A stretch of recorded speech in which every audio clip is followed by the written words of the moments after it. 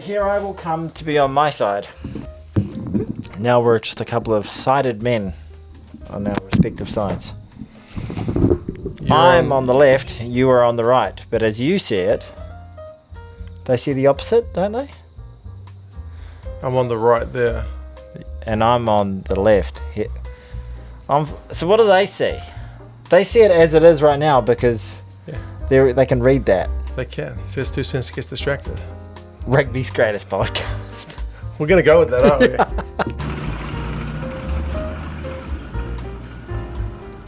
Well, apparently you could just say the greatest. Whatever. There doesn't have to be any proof. The fact that we have never been at the top of any ratings of anything.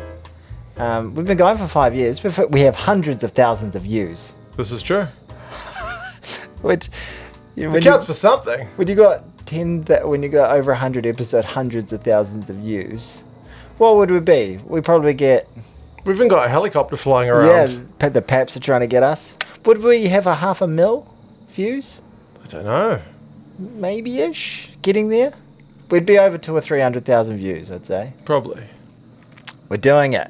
We're making it. And if you're one of those people who's watched, what are you doing with your life? You've made some terrible Some guy errors. said last week he likes the podcast because we're not like former players, which that's part of the charm. But also, as soon as you turn on, you're like, ooh. We These guys aren't former players. we don't know anybody personally, so we can say what we want. Yeah, exactly. We're Name a rugby player. We're not going to offend anybody. Name a rugby player. Brent Gatlin. I'm taller than that motherfucker. Brent Gatlin, great at NPC level, okay at Super Rugby, but you don't want him in an international team. You don't even like him at Super Rugby level, do you? He was all right. Bryn. Solid without being without amazing. being spectacular. Who's he played for internationally? Anyone? Nobody. He's never got a call up.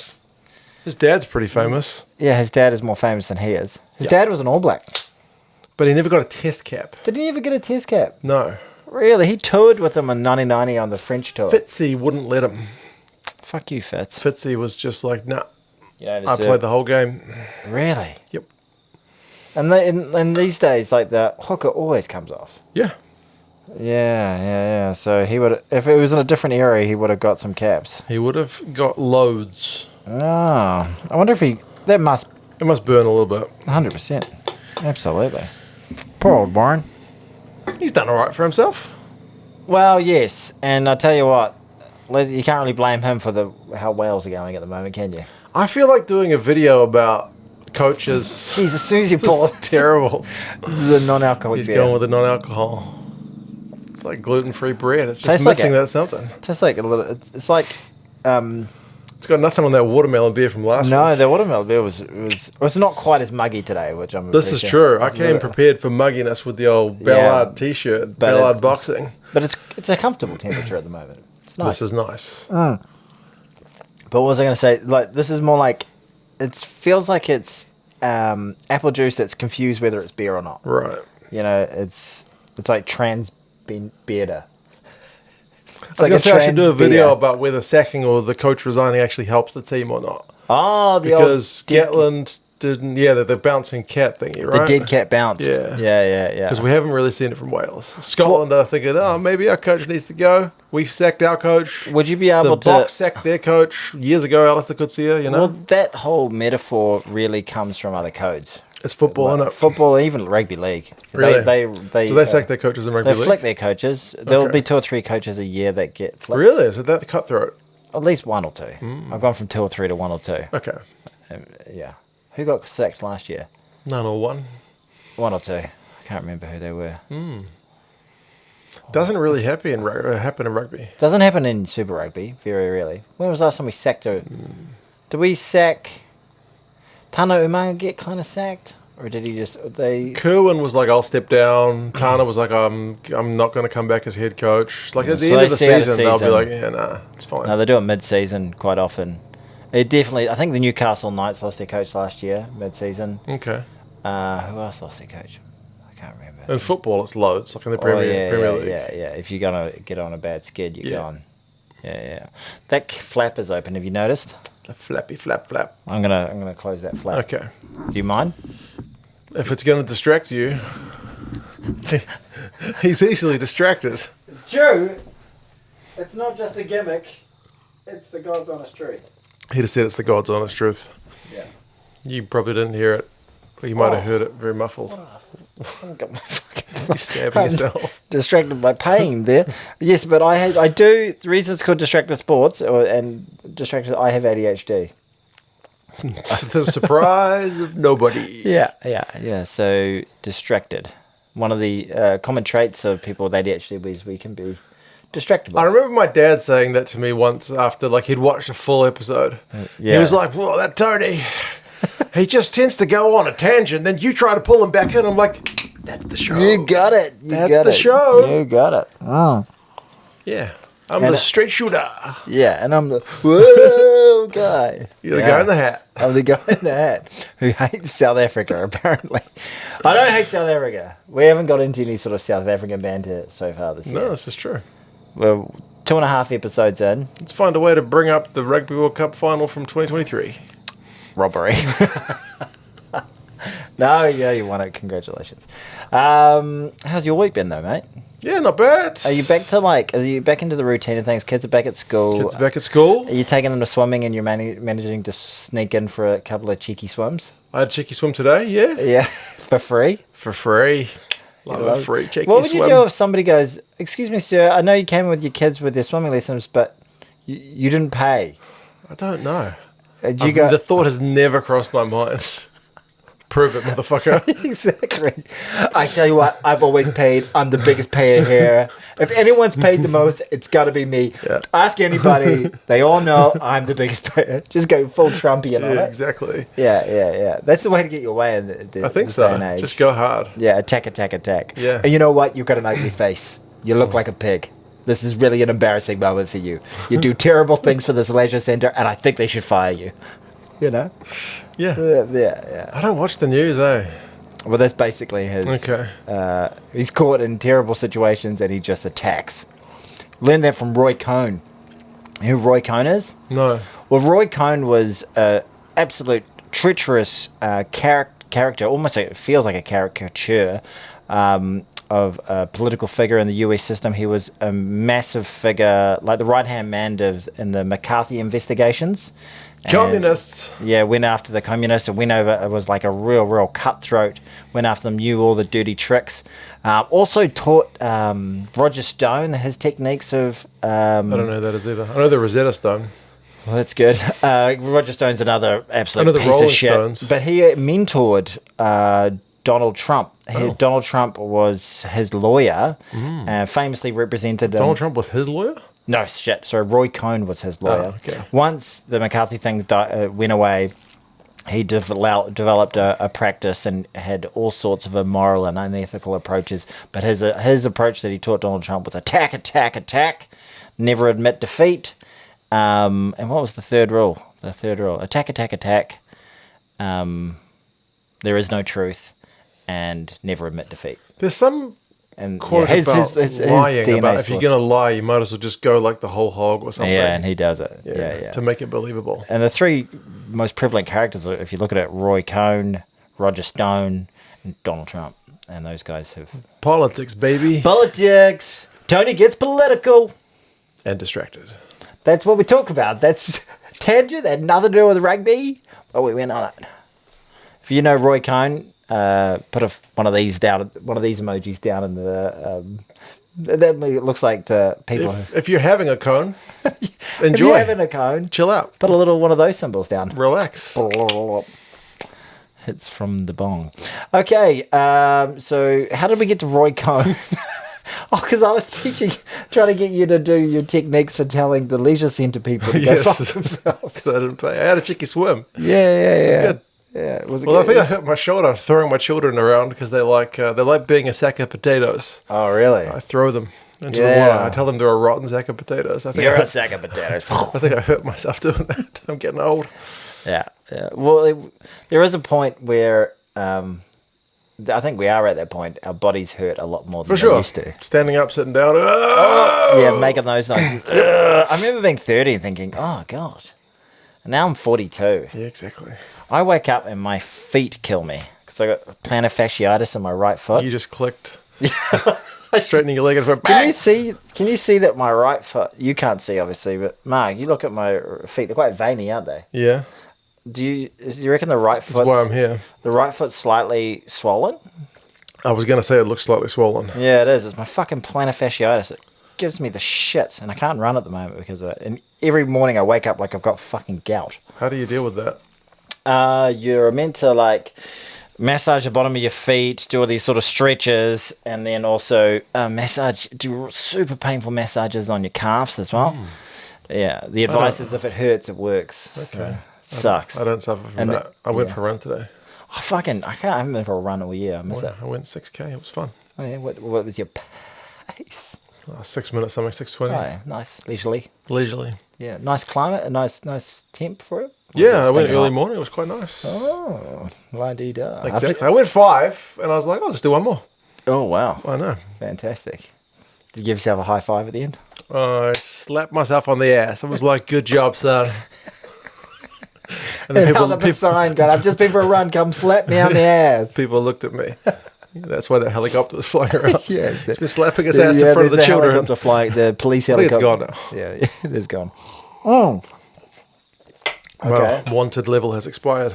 Well, I feel like we've really caught up. You Yeah. know, we've really had some QT. Do you feel like we've had QT? What was that, quality time? It is. Do you find with your missus or your wife? Which one? Either. That they say things like, oh, I just want to spend some time together. I want to spend some time with you. And you go, my thing is like, I see you more than I see any other human being in the entire world. What do you mean we don't spend time together? Even my daughter says that to me. She's like, let's do something. Well, we do stuff all the time. And then during school holidays, she's like, I want to play because we don't spend any time together. And I'm like, who are you spending? I don't know. Is it a female thing? Maybe you're just a terrible husband and father because my kids and wife never say that to me. But maybe they just don't want to spend time with me. Maybe it's the opposite. Maybe the time spent with you, they're like, oh, this is a drag. This is enough. Yeah, Had enough of that guy. No. Go watch some rugby. We'll all be happier. No. Yeah. Oh. Good times. Anyway. I did watch a fair bit of rugby. Over the weekend? Yeah, indeed. I watched some rugby over the weekend too, Mark. It was a holiday on Friday here in New Zealand. Oh, That's when the Six Nations started. And I had perfect New Zealand time. Yeah. But I actually only could watch, I had people coming around at like 11 o'clock. Game started at 9:10, so you're... And I had to go to the supermarket to get a bunch of shit. Oh, no. So I got to watch about the You first... can get stuff delivered. Not in the short time I frame that I suppose was this is dealing. not China. Yeah, not in the heart, not in the In couple China, hours. you can get it in 30 minutes. Well, we ain't in China anymore. Not yet. Dr. Rugby. Yes, so I watched about half an hour, and I was like, "Oh, This is getting a bit lopsided. yeah, this is quite a walloping." And then I managed to watch the rest of the game once the people left in the afternoon. Oh, man. Where they came around, they were meant to go for a paddleboard, but then they didn't even. They were meant to check about 12ish, and then they didn't. Then it was my cousin and his family, and then he had a work meeting with some overseas people, and he wasn't able to get there till 1. And then we were meant to go paddleboarding, but we missed the tide. Then we just had a barbecue, and then I drank too much during the middle of the day. Not horrifically, but to the point where once they left at about 4 o'clock, I was like. We had a little nap after a few gins and whatnot, and then I woke up at like 6, and I was like, I feel hungover. So I was hungover, like it was a weird feeling, and then I just drank tea all night and watched the rugby. There you go. It was a nice little. Makes up for and then it. I woke up on the Sunday feeling fine. Okay. So I just shifted my hangover. But anyway, But you did watch the game. I did watch it. Was that what we had to talk about? I think so. I loved that game. The game was sexy as fuck. It was such boner material. Probably not the greatest viewing spectacle if you're Irish. No. But for everybody else, mwah. Oh, so beautiful. Look, I've got the team that I would kind of root for with the Six Nations is Ireland, but you could kind of see that performance coming in terms of an Irish perspective. It really, before we start to jack off too hard about the French, it seems not to overreact to it, but I think it's been coming for a few years now. The glory days of that golden age of Irish rugby has come to a bit of an end, and it's a rebuilding phase now. There was so much negativity in the Irish press. And I was thinking to myself, come on, man. Like last year, Lions disruption, Andy's away, Caelan Doris injured for part of it, and blah, blah, blah. I'm like, nah, man, Andy's back. Yeah. Things like it's not that bad. No. Like one of the guys I did a quick chat with one of the guys from one of the Irish Instagram pages or something. Yeah. And like that guy was clearly like just outraged. Expectations at 0. I did it before the game. Yeah. Maybe they were right.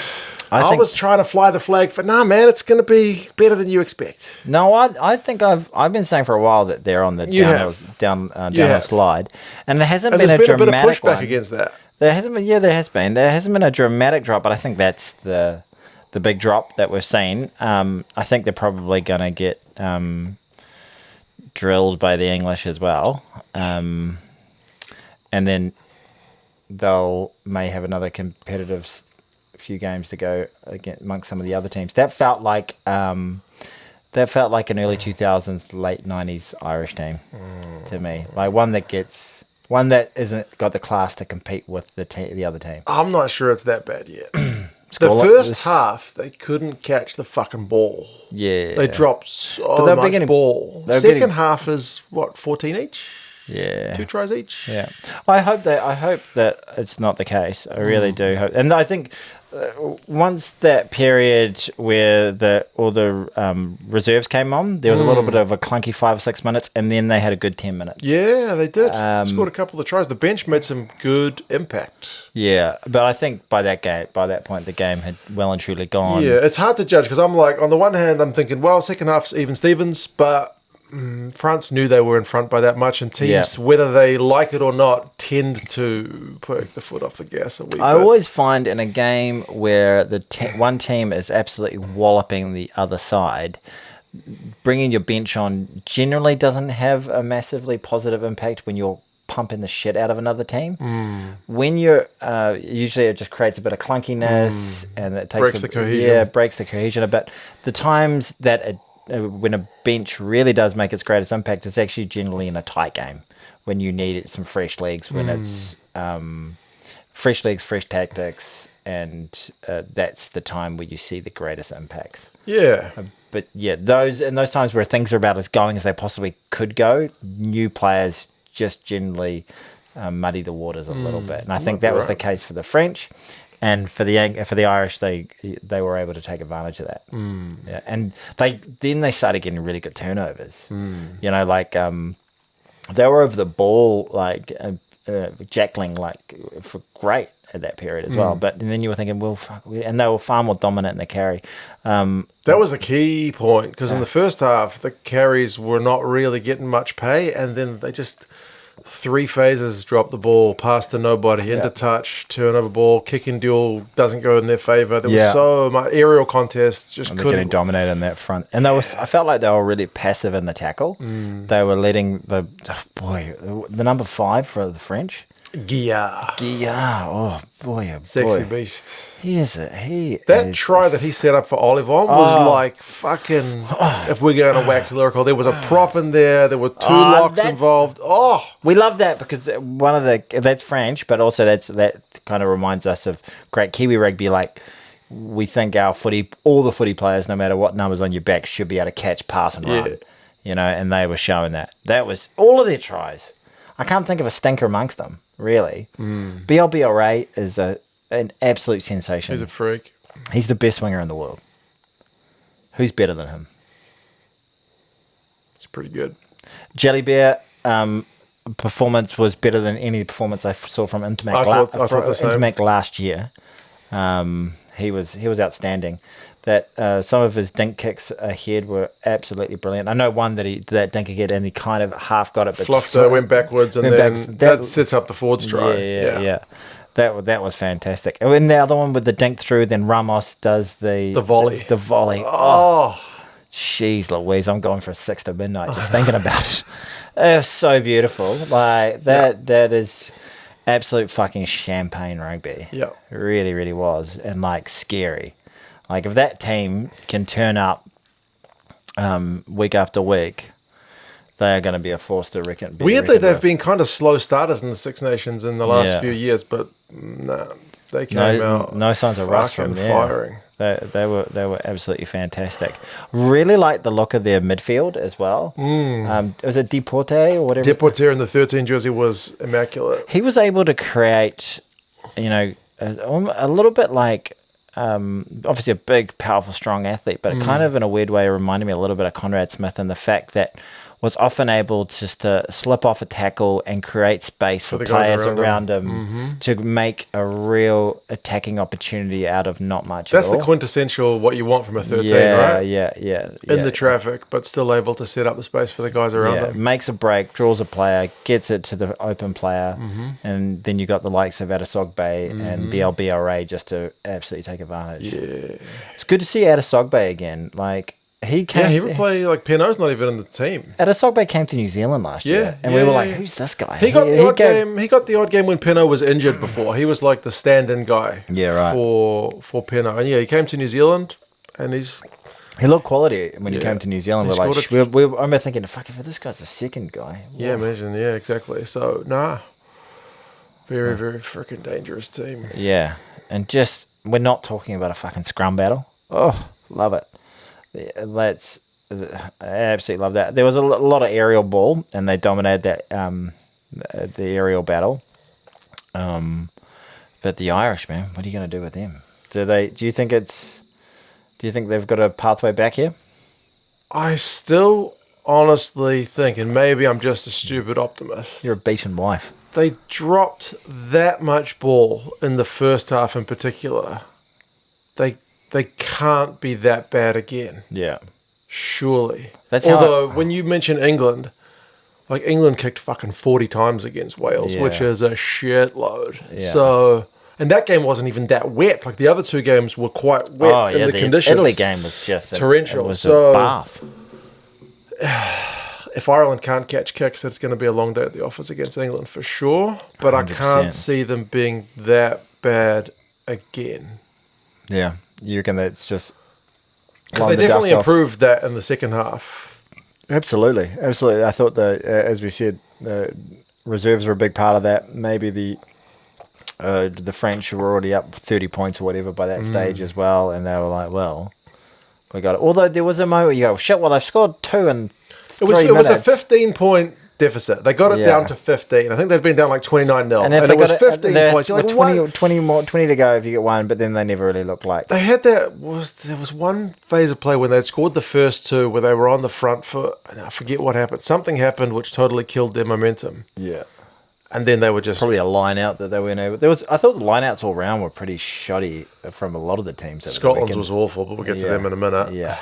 But Wales was not good. Wales managed to make every fucking... it was almost like they had a bingo board for every fuck up you want. Every error you can possibly make in a game of rugby.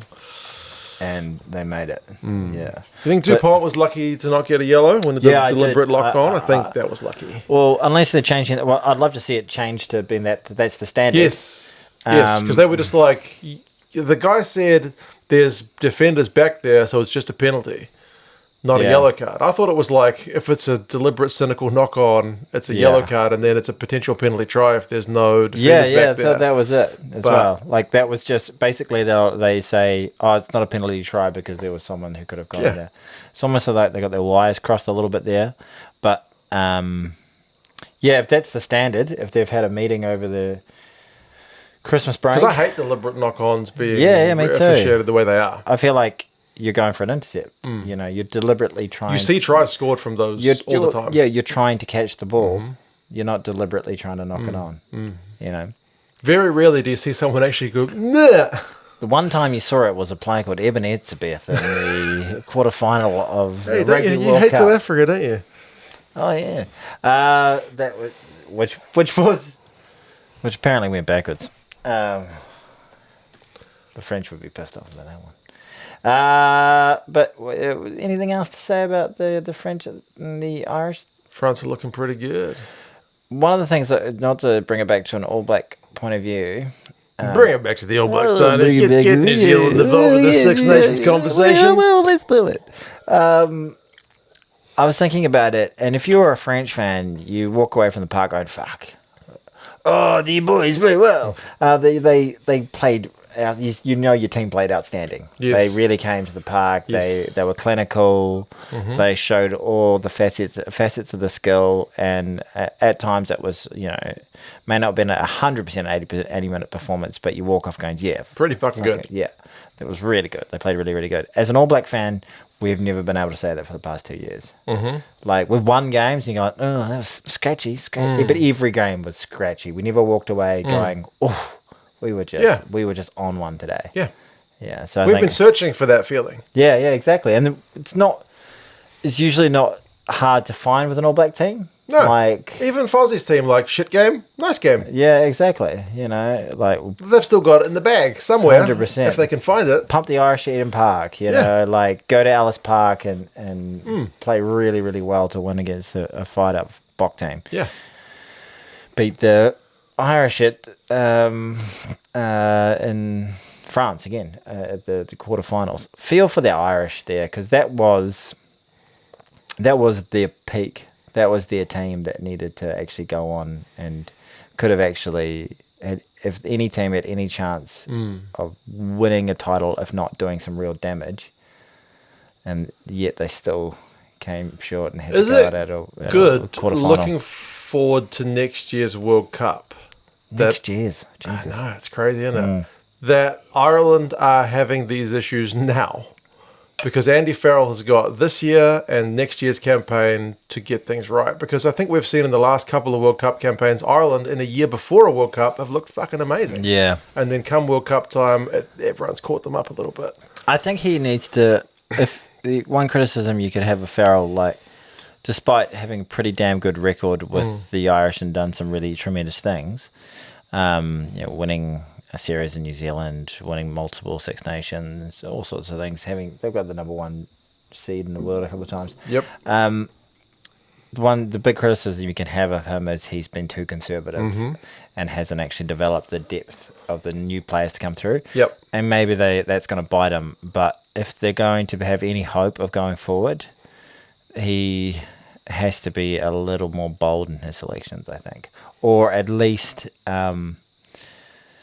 Develop that core squad to be able to do damage, but give at least decent time to develop depth in multiple positions, because we know that it's a relatively long tournament and at the World Cup, and you need at least 2, if not 3, high quality players in each position. And it's often been if that player goes down, then we've got an okay replacement. After that, we're fucked. Yeah. So it'll be interesting to see how he develops player depth whilst trying to really get a real sharp first 15 going forward. Yeah, first 23. Look at France at the moment. They got no intermax. They're bringing Jelly Bear. You're like, Jelly Bear looked both great. pretty fucking good. Whereas Ireland, you're like, do you play Prendergast? Yeah. Do you play Crowley? Do you play Harry Byrne? Shelly Bear reminded me a little bit of Stephen Donald the way he runs. I'll fucking show you. Just a little bit of intent, but just a little bit agricultural in his cadence. But a bit of Waiuku in him. Yeah, a little bit of Waiuku in him. It was good. I enjoyed that game. Prendergast? Had some okay touches, had some bad moments. Couldn't really... I really want to go back and look at his...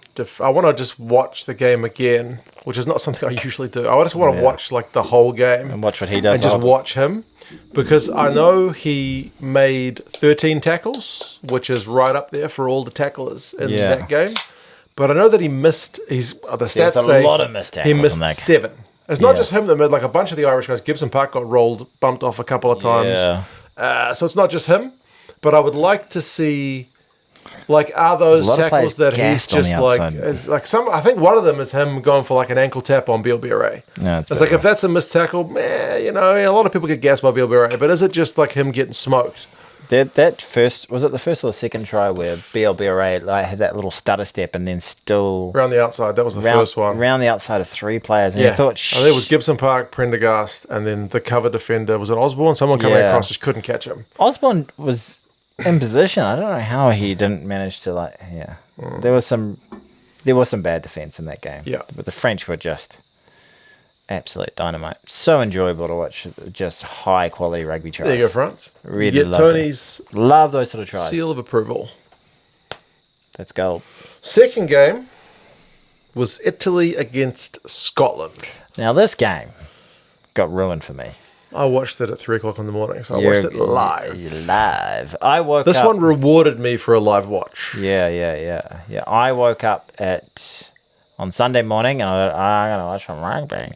And then I just turned on my Sky Go app and then I saw a replay. And the first thing I saw was Wales, England. I was like, that was one of the games that was on last night. Yes. And then I turned it on and the first opening screen they had was the scores from the other two games. Scores from the other two games. Don't England, and then Ireland, France, I knew. And then I was like, and I saw Scotland, Italy.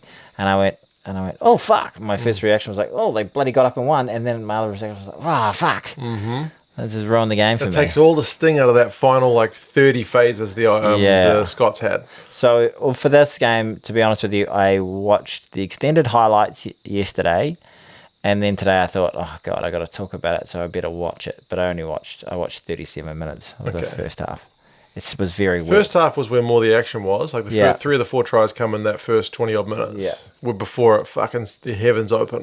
God, jeez, it was... They went to one cam when it was one of the ones on the ref or in the lapel, wherever it is. And it was just torrential. Yeah.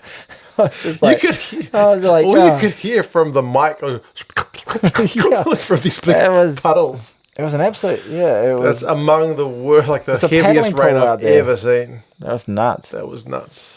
Yes. It's amazing the quality of these pitches that they don't turn into just massive mud balls. Yeah. You remember when we were kids, when it was a wet pitch, the guys would just come off head to toe in mud. Exactly. It would get so bad you couldn't even tell what players were on which teams because you couldn't see their jerseys anymore. Mud.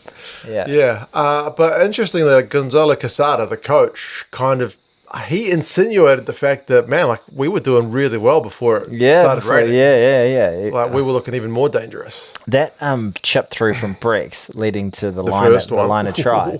That was great vision, but I've got to ask, where the fuck was the fullback? Where's the cover there? I think so much space. I think Finn. I think I watched a replay and Finn was moved to the fullback position for that. And he's just in the middle of the field, just fucking picking daisies. It's complete lack of awareness of what was going on. It was a bit of a rejigged back three, because usually... But that's just, how many years? The ball. I know, yeah. How many years have we seen it? You do that schoolboy level. It's Kinghorn, and it's Darcy Graham. That's the 3 guys. It's always those 3 guys. And none of the 3 played on the starting 15. Darcy was on the bench. Yeah, that was... fucking stupid. Yeah, that seemed way too easy. That's real schoolboy shit. Just a guy just going, oh, fuck, I'm meant to be over there. You follow the ball when you're at the back. Yeah, that was really weird. That would have been absolute, executed really nicely, and it got the crowd into it, and it was here we go, boys. But, I mean, those guys are that level that if you give them any space, they're going to exploit it. Yeah, 100%. Yeah. And then they got a second one not too long later from Menincello. It was a high ball. Liner came up and got up and took a great high ball to actually bring that down. He got the plaudits for that, really. Yeah. Liner caught the high ball. Another sexy try. A lot of sexy tries this week. 66 nations. So it's rugby's sexiest championship. That was a nice looking try. And then we thought, okay, well... Scotland, so they should probably dig back into this somehow, and it looked like they might, but still clunky. But their line out was so shit, terrible. I think even between the 2 Italian tries, they'd had an attacking chance down the other end and just fluffed their line out. So many, you can't do that at this level. No, it's just free possession for the other team. Yeah. It is. I don't know. Unbelievable. I mean, you got to give credit to the Italians for disrupting it, but Jesus, it was bad. Is it? Are we looking at first run out for a lot of these teams?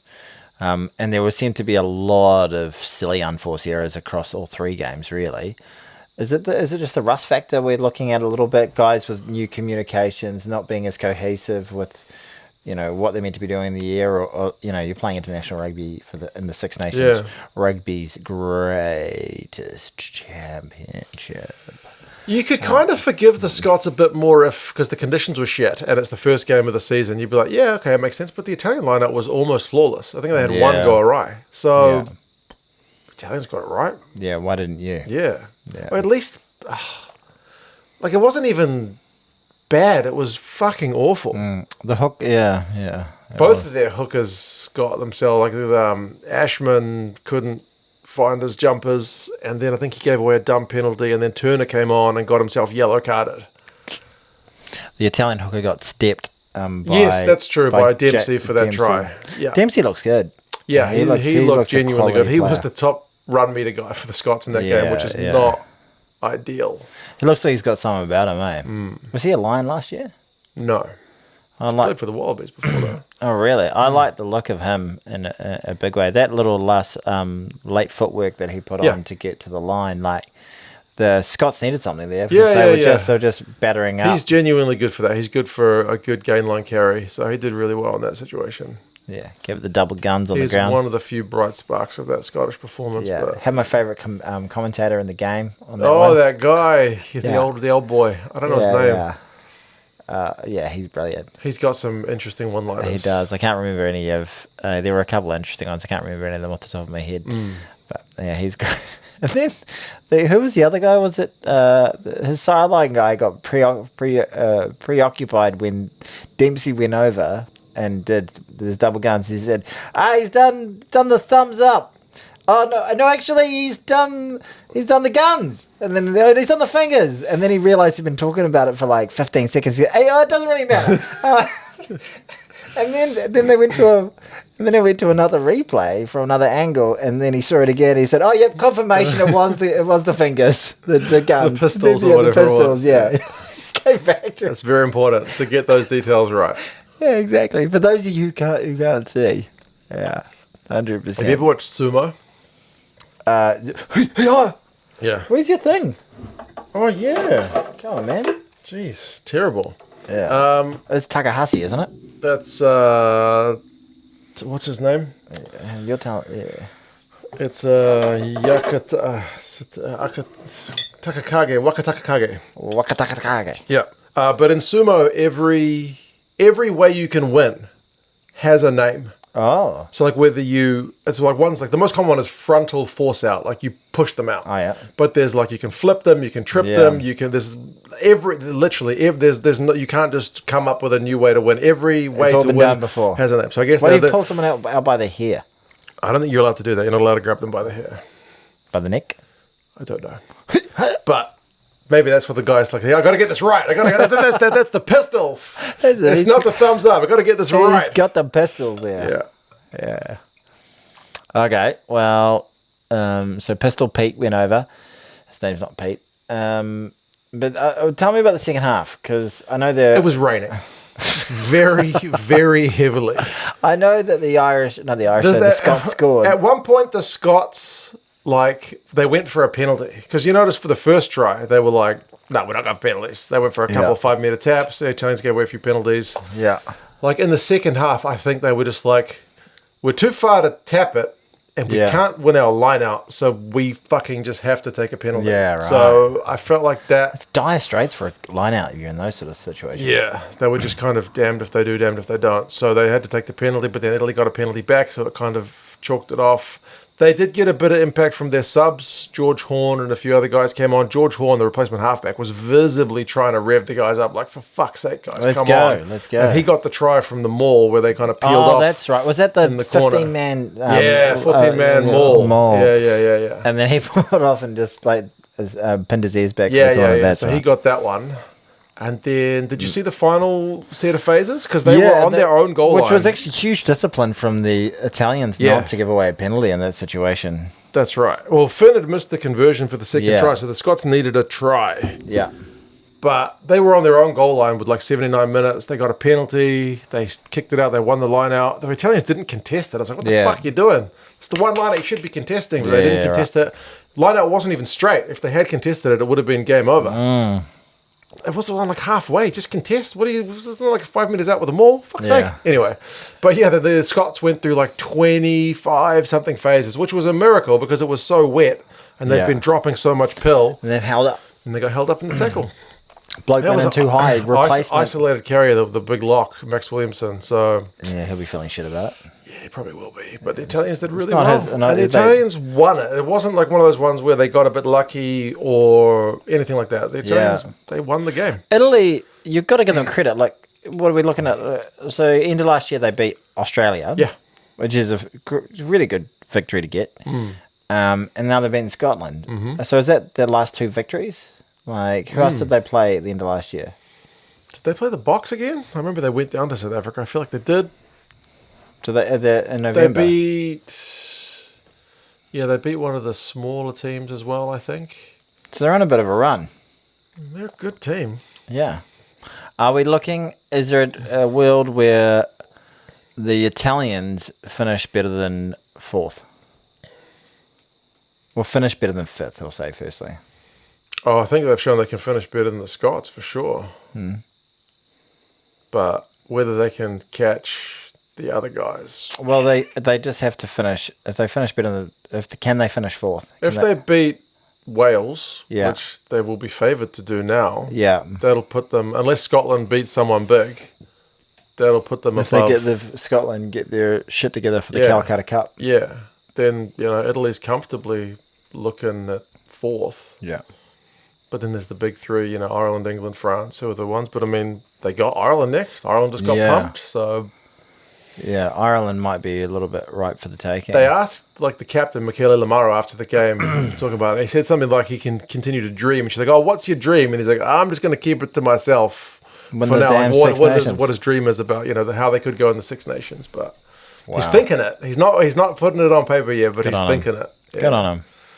And, like, what's the best finish the Italians have ever had? I don't even know. It must be fourth, Yeah. surely. Never got a third. Don't think so. Never got a Someone will bronze. correct me if I'm wrong. Correct Mark if he's wrong. Do it. Would you? I genuinely think Quesada, the coach, because remember, he was the guy who coached the Jaguares back in the days when they made the Super Rugby final against the Crusaders. Yeah. He's a sharp He's operator. one of those coaches that you go, he takes a team, brings them to that next level. Maybe we should get him for the All Blacks. I think he's with Italy at the moment. So, Big opportunity, but Casada. that's the thing about Townsend. They're saying he's got the team and they're playing at their level, but they need a coach who's going to take them. Is that Tandy, what you mean? No, Scriggle Townsend. Oh, right, yeah. Tandy's the Welsh coach. That's right. He was in Scotland before. And, Townsend has been there for how long now? Fucking 2017? So a fair while. 2016? Yeah, fuck, he's been there ages. Right, so after the 2015 World Cup. After so- Vern Cotter. So, yeah, it's been a long time. Yeah, and are they on a trajectory towards... They were looking decent for a while. He had them up in the top 5 or 6 in the world way, way ago. And then they've just been, in the last 12 months, they've slipped big time. Oh, well, we'll see how they go for the rest of the tournament. Maybe they're playing the old rope-a-dope. They're going to come out and fool everybody.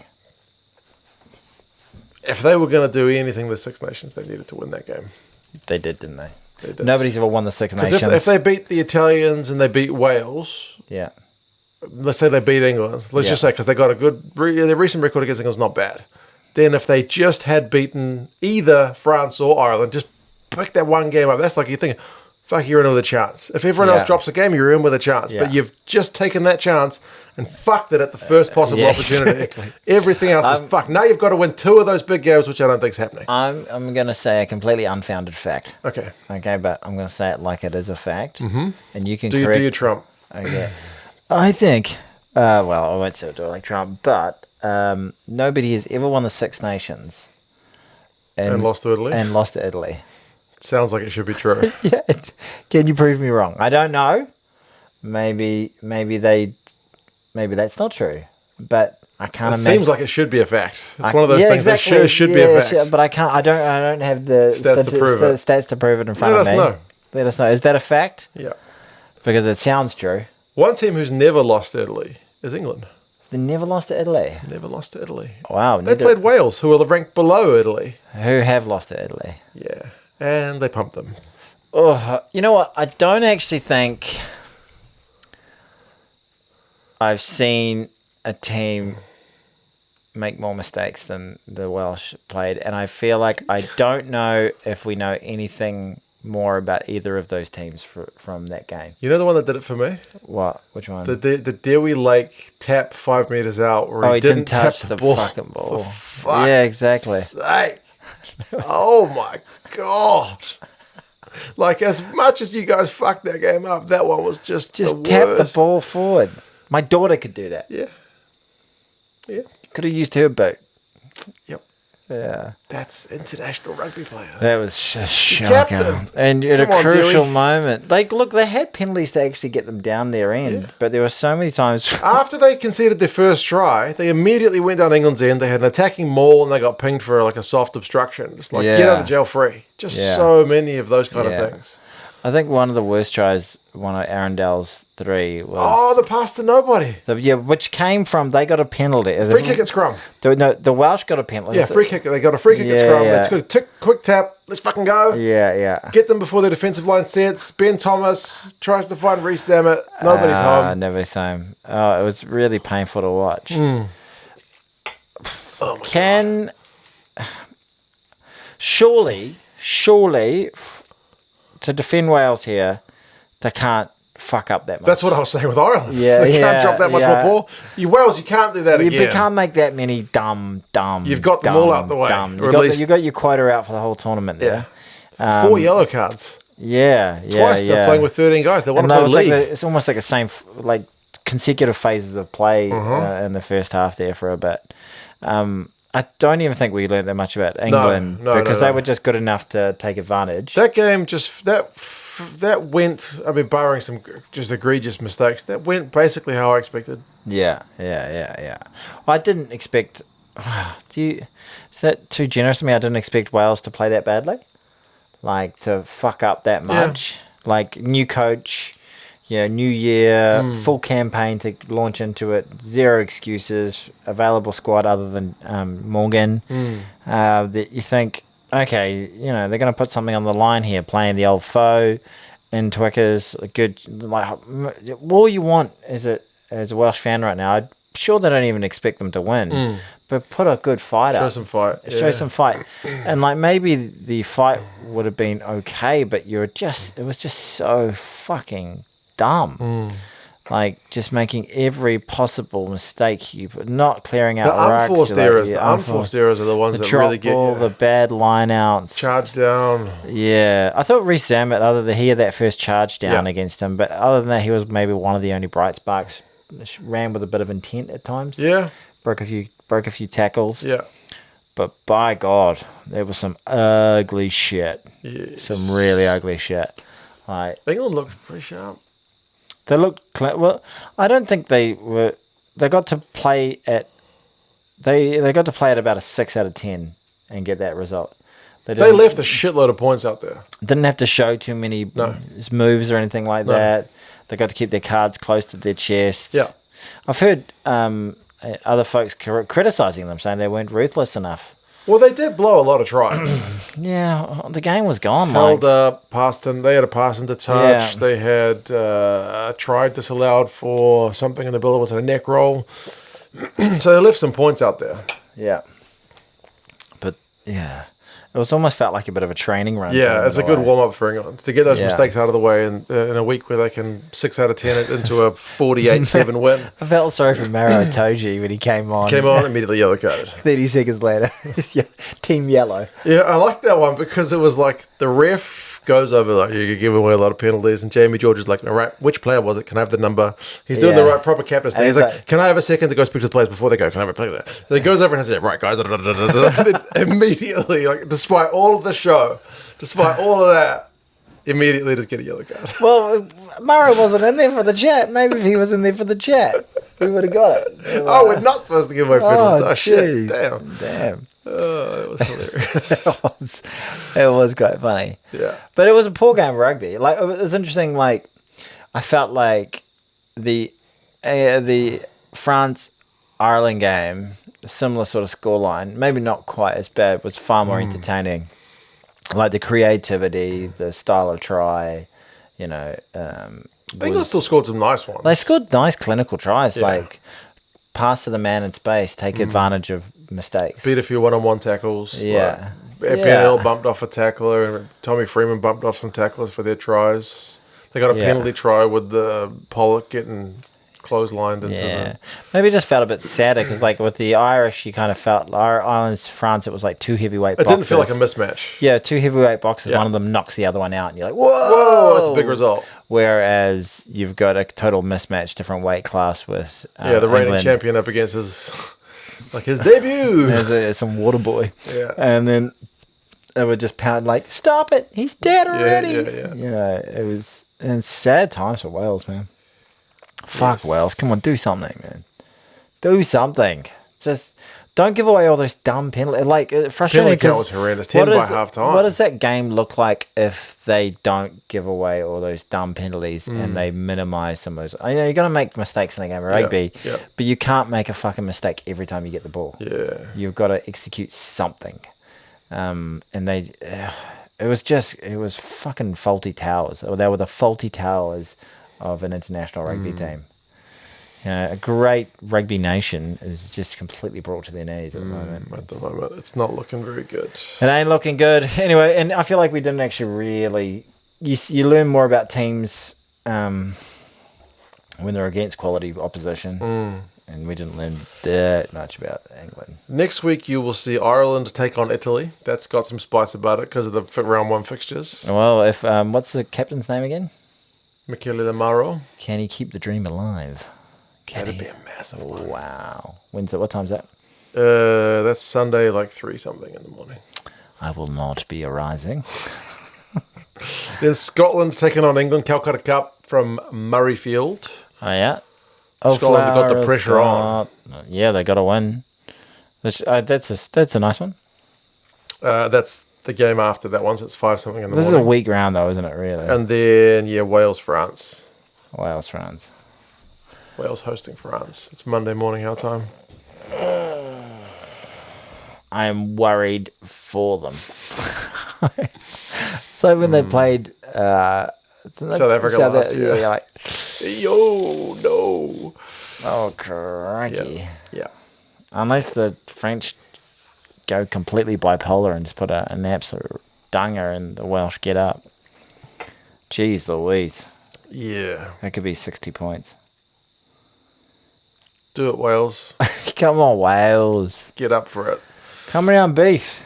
There are other games on at the weekend as well. Oh, are there? Super Rugby! Oh, Super Rugby back. I'm really looking forward to it. The hype train. Has it arrived? Is it at the station? Yeah, I'm feeling. I was just thinking. I was watching a few previews of different things, and I was thinking, yeah, I've had my break fast, my fasting of rugby. Yeah. Now I could get into watching some rugby at normal times of the day. You know what I saw over the weekend?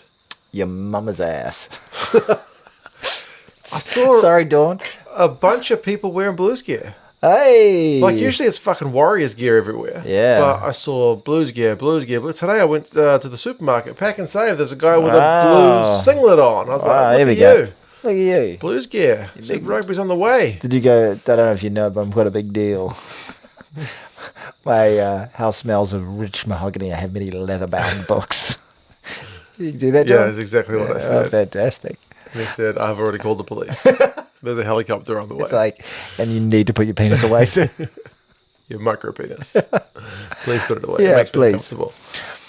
Super Rugby, yeah. Super Rugby's on the horizon. It's interesting. There was a Blues have got a new CEO. Yes, the guy who used to run the ASB Open, the tennis. Yeah, and that guy changed that tournament from they used to get 16,000 people along to that tournament, and now by the time he left, he was getting like 120,000. Yeah, it became a massive deal. He was getting really big names from a New Zealand context. Like he was getting the Williams sisters. Yeah, because they came a number of times and all sorts of stuff. Like people would use it as a little warm up for. Because it's always before the Aussie Open. Yeah. So we're competing with a bunch of other tournaments around the world. Yeah. And he made it a bigger deal than it used to be. He took it from shitty level to kind of half decent. And yeah, he's interesting because he was like, look at the ratings. Like the ratings are good on rugby, but we're just not bringing people to the stadium. So obviously the fan experience hasn't been great. So what can we do to actually make the fan it experience is a bit shit. Yeah. So his whole focus is around how do we make it a more engaging event for fans.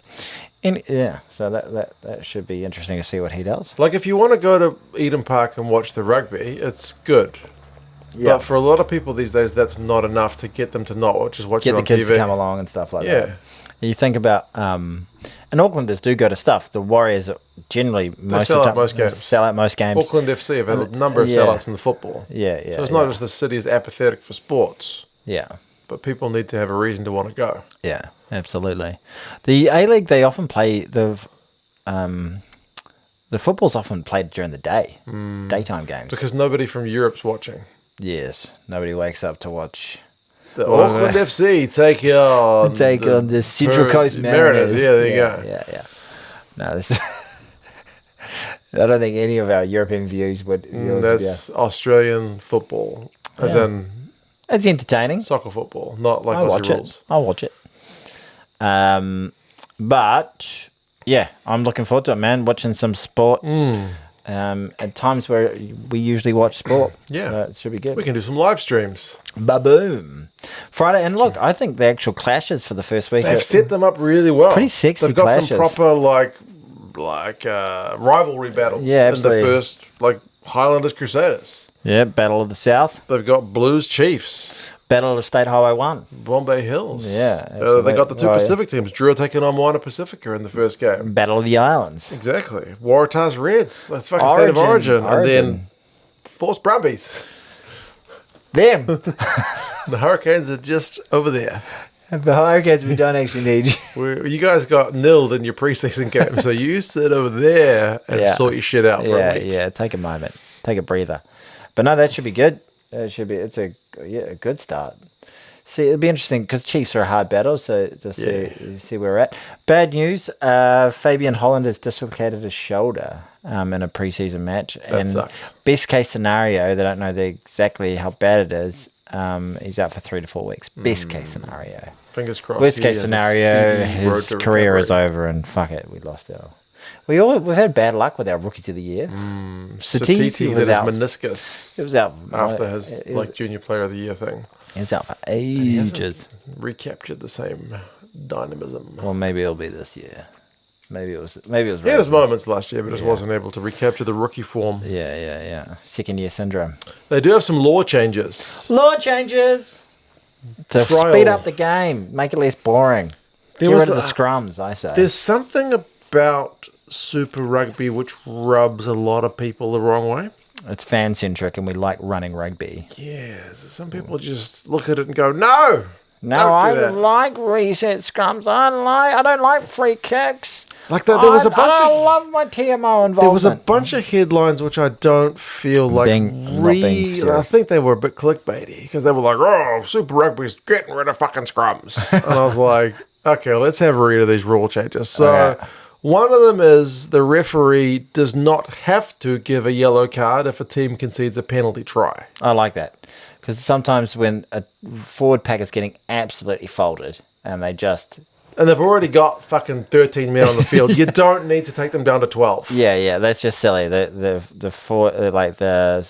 not. You wouldn't take off a midfielder because he missed a tackle. Yes. And if a prop just folds because he can't handle the pressure because he's not. And they score a try anyway, a penalty try, a punishment is enough. Yeah, no need to yellow card. So I don't mind that one. I think it's sensible. I think that's fine. I think the one that's getting people wound up, that's the right word, is if there's an accidental offside or if there are delays at the ruck, which would ordinarily result in a scrum, they are now going to be just free kicks, not scrums. Love it. So you can tap and run, boys. Get going. Get on. How many accidental offsides or ruck delays cause free kicks in a game? Well, one of the things not many. I don't know if that's the other one that you're looking at, but they're getting rid of the human centipede. Oh, are they? Yeah, so that kind of leads to that. From it comes from that. That when might they go be- when he says That's because they've said the use it call, after the ref calls use it, the team in possession is no longer able to add more players. yeah, So then that's human when they would centipede. add the human centipede. So They get more distance between the box kick. the halfback or the scrum half has to actually use it. The Caterpillar Rucks suck shit. They really suck shit. They slow the game down. They put more and more box kicking in. Is There's that enough not- box kicking already. I don't think that's a negative change. I think it's a fucking. There's awesome not many change. accidental offsides or like teams getting free kicked for using it too slowly in a game. If there's a knock on, there's still going to be a scrum. Yeah. Don't worry about it. Yeah, there's still going to be scrums in the game. One that I think might be interesting in terms of creative coaching is you're allowed to pass it back for a 50-22. Yeah, that could create some wholly different tactics. That one I think is going to be the most likely one to affect our international game. Because there's a little bit of concern that, if we're playing these rules for Super Rugby, then we go into Test Rugby and it's a different set of laws. Yeah. Or if we're putting less emphasis on the scrum, that when it gets to scrum Yeah, time, maybe. Like wingers are going to have to stay back more often if teams can pass it back into their half to kick. they have to be more mindful of that. Yes, the positioning is going to become more ultra Well, I important. think one of the things was they were like, have you done this with being mindful of the international game? And they're like, well, the international game's aware of what we're doing, but what we've done is because we've been reactive to our fan feedback. So. And the other one was if a player is within like a meter of the ruck where a quick tap can be taken from, they're allowed to. They don't have to take it from the actual fucking literal spot. There's going to be a little bit more leeway with that. No pedantic shit. Yeah. Love it. Yeah, those games, those suck when a guy takes a quick tap. He's like, hold on. you were 2 centimeters off. You pal. were 100 mil I off. don't think there's anything there that's that egregious that warranted all the. We're trying to speed up the game. Yeah. I don't think there's What's anything. the TMO one? Like, There is a TMO one. The TMO is only going to be able to come in unprompted if it's serious foul play, which has been overlooked by the ref. We're talking yellow card or above. So no TMO coming in and go, well, you got to give a penalty for that. Yeah, no. 5 minutes to look at it and it's a penalty. So it's got to be a yellow card or more, or if there's a clear and obvious infringement in the lead up to a try.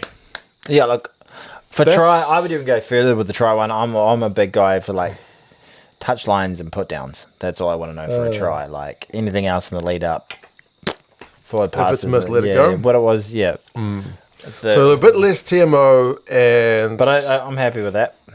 I don't think there's anything that egregious there. I think it's pretty good. Like I'm also on the camp of like, don't fuck with it too much because you need to let things be for a while. But I don't think you should just be like, no, it's perfect as it is, and there's no fucking changes. Very profound of you. Yeah. That could be your epitaph. I'm sitting on the fence, right up my ass. That could be your epitaph. Here lies Mark Morgan. Right up his ass. Here lies Mark Morgan. I'm sitting on the fence, right up my ass. Don't fuck with it too long, because if you do, you'll get fucked. Yeah. I don't mind those shit. I don't think there's anything there which is like, well, that's dumb. No, I'm pretty okay. Seemed like pretty good. But you give it a try. Like I was all for the captain's challenge thing, and then I don't like the way it panned out. Yeah, right. Well, they had it when the COVID was happening. Yeah. And I fucking hated the way that guys would just save it up their sleeve and use it right at the end, and it wasted everybody's time. It was as bad as TMO over involvements for me.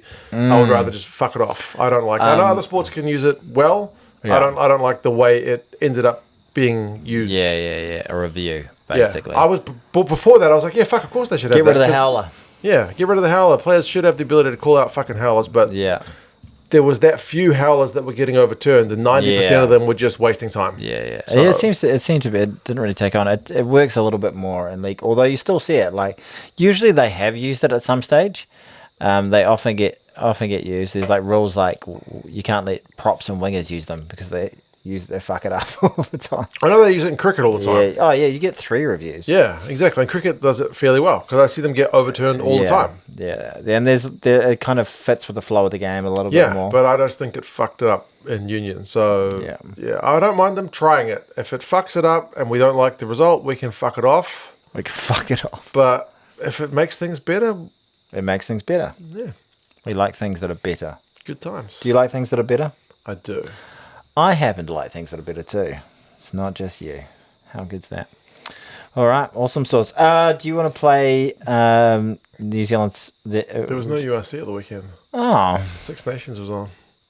is that the way it works? Mostly, yeah. All right. So there's no URC next weekend, either. I don't think so. I think there might be one catch-up game. All right. The Lions have got to play somebody, I think. Oh, they've got to lose to somebody. Sorry, Rian. Sorry, I haven't Rian. heard from Rian for a while.